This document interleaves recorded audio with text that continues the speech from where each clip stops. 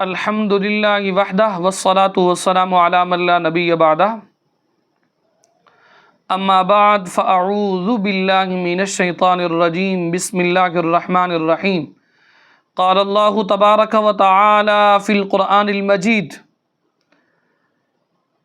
وما ارسلناک الا رحمتا للعالمین صدق اللہ العظیم۔ عزیزان من، آج کے ایپیسوڈ کے اندر ہماری گفتگو کا عنوان ہے نبی پاک صلی اللہ تعالی علیہ وسلم کام کرنے میں کبھی بھی آر محسوس نہیں کرتے تھے۔ یاد رکھیے، میرے نبی کی بارگاہ میں خادموں کی کمی نہ تھی۔ ہر مسلمان آپ کی خدمت بجا لانے کے لیے ہر وقت تیار رہتا تھا۔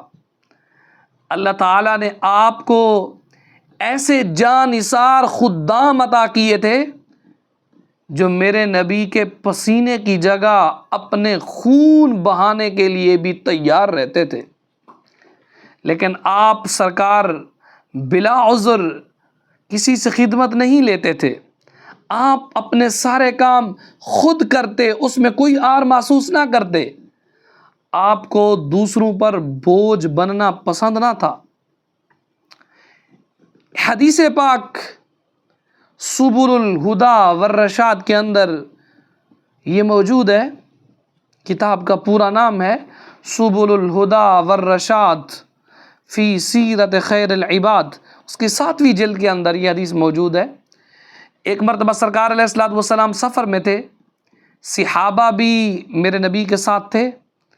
راستے میں ایک جگہ قیام کیا تو نبی رحمت صلی اللہ تعالیٰ علیہ وسلم نے فرمایا، بکری کا بچہ بھون لو۔ ایک صحابی نے عرض کی، جانور کو ذبح کرنا میرے ذمہ ہے، یعنی کام بانٹ رہے تھے۔ دوسرے نے کہا، اس کی کھال میں اتاروں گا۔ تیسرے نے کہا، پکانے کی ذمہ داری میں لیتا ہوں۔ میرے نبی پاک نے کیا فرمایا؟ سرکار نے فرمایا، وَعَلَيَّ جَمْعُ الْحُطَبِ، لکڑیاں اکٹھی کر کے لانا میرے ذمہ ہے۔ صحابہ کرام نے جب اس بات کو سنا، عرض کیا، رسول اللہ صلی اللہ تعالیٰ علیہ وسلم، آپ کی جگہ ہم خود کام کر دیتے ہیں۔ میرے نبی نے فرمایا، قد علمت انکم تکفونی ولکنی اکرہ ان اتمیز علیکم فان اللہ یکرہ من عبادہ ان یراہ متمیزا بین اصحابہ۔ سرکار نے فرمایا، مجھے معلوم ہے کہ تم میری جگہ کام کرنے کے لیے کافی ہو، لیکن میں یہ بات پسند نہیں کرتا کہ خود کو دوسروں سے ممتاز ٹھہراؤں۔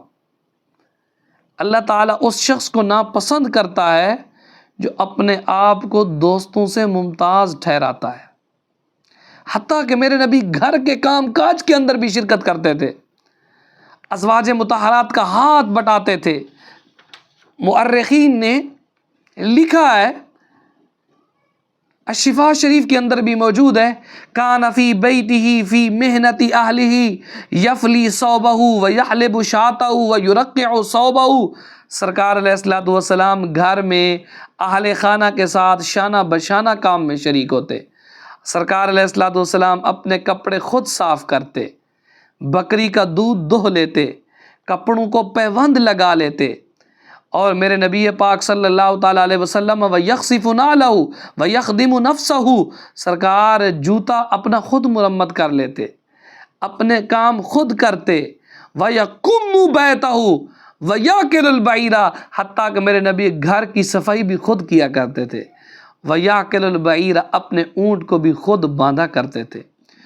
تو آپ اندازہ لگائیں، اور صحابہ کرام کا، یہ تو میرے نبی کا عمل مبارک ہے۔ صحابہ کرام کی زندگیوں کو دیکھ لیں، کیونکہ انہیں براہ راست تربیت ملی تھی بارگاہ مصطفیٰ سے۔ حضرت ابوبکر صدیق کو دیکھ لیں، خلیفہ بننے کے باوجود اپنے کام خود کرتے، دوسروں کی بھی خدمت کرتے۔ ایک لمحے کے لیے بھی آپ کو خیال نہیں آیا کہ اپنے ہاتھ سے کام کرنا میری شان کی خلاف ورزی ہے، نو۔ حضرت فاروق اعظم رضی اللہ تعالیٰ عنہ امیر المؤمنین ہونے کے باوجود اپنے کندھے پر مشق رکھ کر بیوہ عورتوں کو پانی بھر دیتے، مجاہدین کے بیوی بچوں کو سودا سلف تک لا کر حضرت فاروق اعظم دیا کرتے تھے۔ حضرت عثمان غنی بہت امیر کبیر تاجر تھے، گھر کے اندر کئی خدمت گزار موجود تھے، لیکن آپ کی عادت تھی اپنے کام خود کرتے تھے۔ اسد اللہ الغالب، امام المشارق والمغارب، حسنین کریمین کے والد ماجد، سیدہ کائنات کے شوہر، ساری عظمتوں کے مالک ہونے کے باوجود، اس کے باوجود اپنے کام خود کرتے تھے، اپنے کام کرنے میں کبھی آر محسوس نہیں کرتے تھے۔ محنت مزدوری کرنا آپ اپنی شان کے اس کو منافی نہیں سمجھتے تھے۔ تو آج کے اس ایپیسوڈ سے ہمیں کیا درس ملتا ہے کہ کام کرنے میں آر نہیں محسوس کرنی چاہیے، اپنے کام کو خود کرنے کی کوشش کرنی چاہیے، گھر کے اندر بھی افسر نہیں بن کے رہنا چاہیے، بلکہ چھوٹے موٹے کام کرتے رہنا چاہیے۔ دعا ہے رب قدوس کی بارگاہ میں رب جل وعلا ہمیں عمل کرنے والا بنائے۔